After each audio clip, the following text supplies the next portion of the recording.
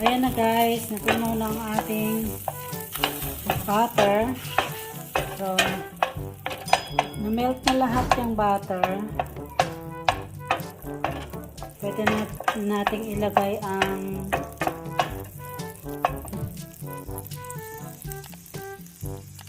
apple.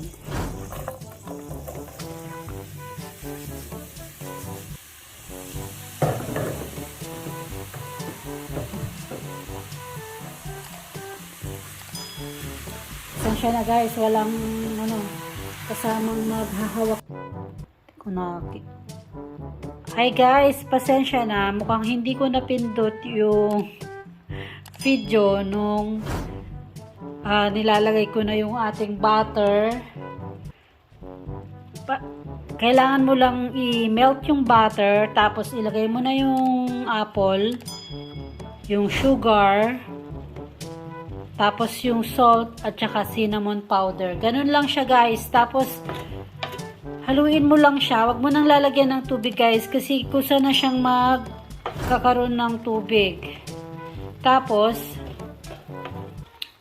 hayaan lang natin itong lumambot yung ating apple. Pagka malambot ng ating apple, pwede na siya, palamigin lang natin at mamaya ilalagay na natin siya sa ating puff pastry. Guys, malambot ng ating apple. So, palalamigin lang natin saglit bago natin ibabalot dun sa ating puff.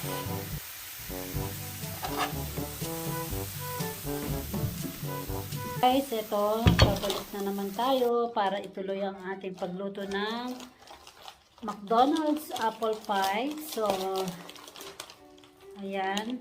Niready ko na lang yung aking papatungan ng nilagyan ko ng cinnamon powder at saka flour.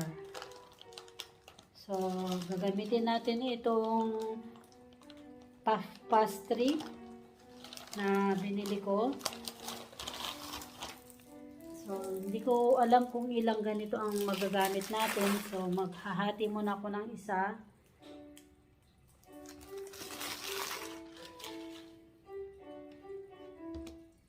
Bali, frozen ito guys, nung binili ko. So, inito muna natin bago.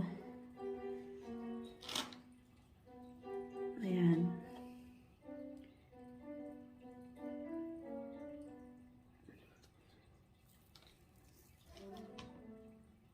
Ginanon ko lang siya para alam ko kung saan yung gitna na hahatiin ko. Hatiin natin ito ng bali 8. So, ganyan. 4 muna.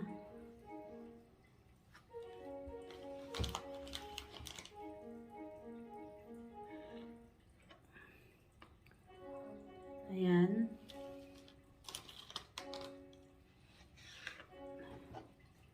Ganyan. Tapos hatiin ulit natin siya sa gitna. Actually, hindi na pala. Ganyan na guys. Tapos lalagyan na lang natin siya sa gitna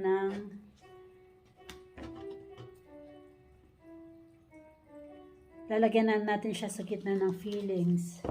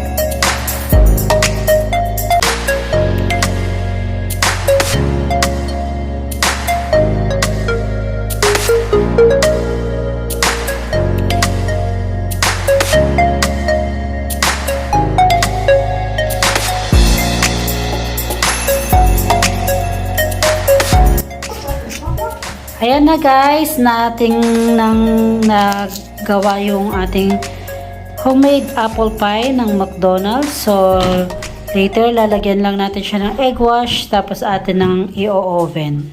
Did you cook that? Hello. My mom put tray.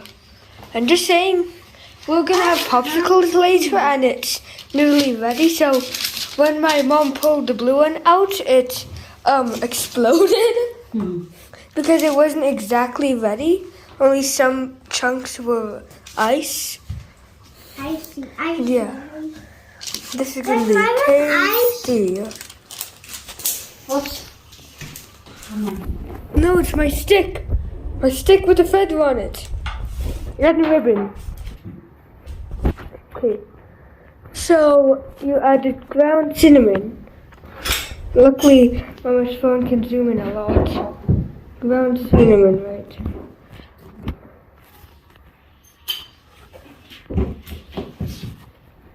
Okay. Ayan guys.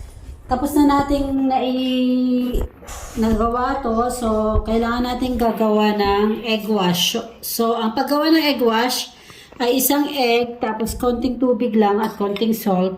Tapos, i-mix mo lang siya.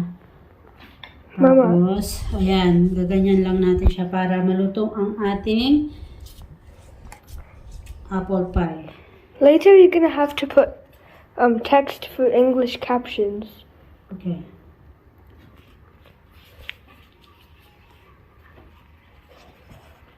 That looks yum. I can't wait to taste these apple pie. Yan guys, that's it.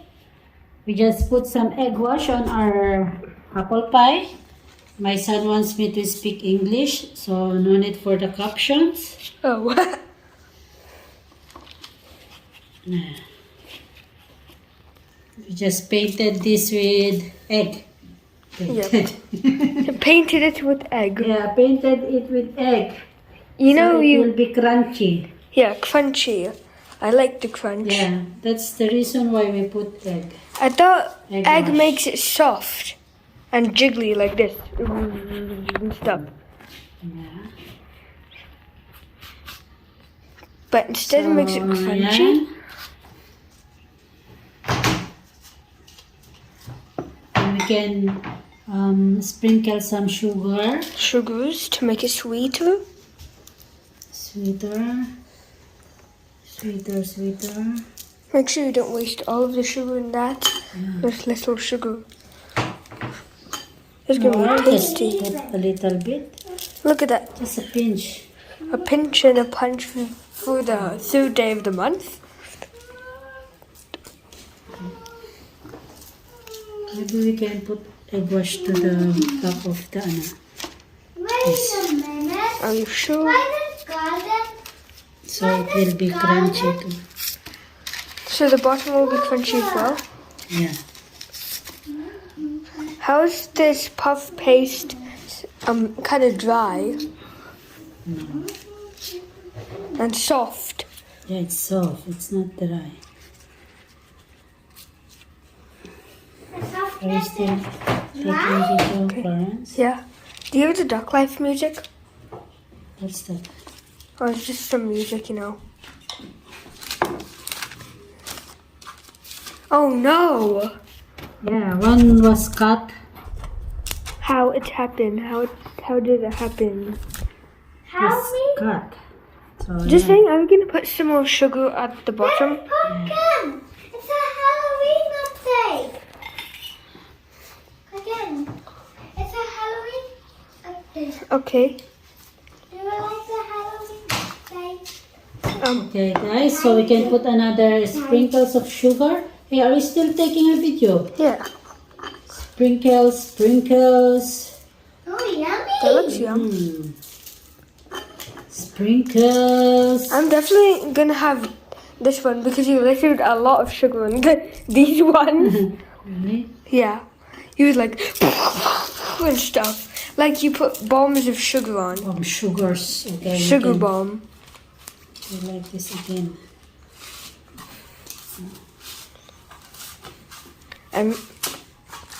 Okay, so what's the time? So can you check the time? Why? Because I want to know when the popsicles will be ready. Not yet. 2. Okay. Maybe we can just sprinkle this. 2:14. Maybe I'll just use all the sugar that I made because I don't like to put this one back or throw it. I'm definitely getting these ones because of how much sugar you're putting on them. I like adding large amounts of things even though they taste kind of strong. Okay. For example, soy on sushi, I Ayan, add a guys. whole bottom. Guys, ilalagay na natin ang ating apple sa ating oven. Apple pie.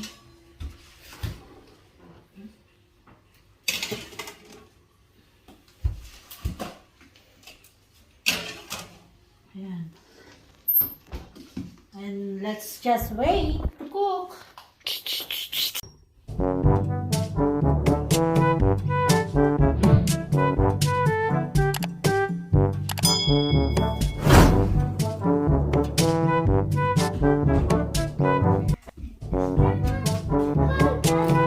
I'm not sure, kid. Maybe. I think this one is cooked. It's still hot. So,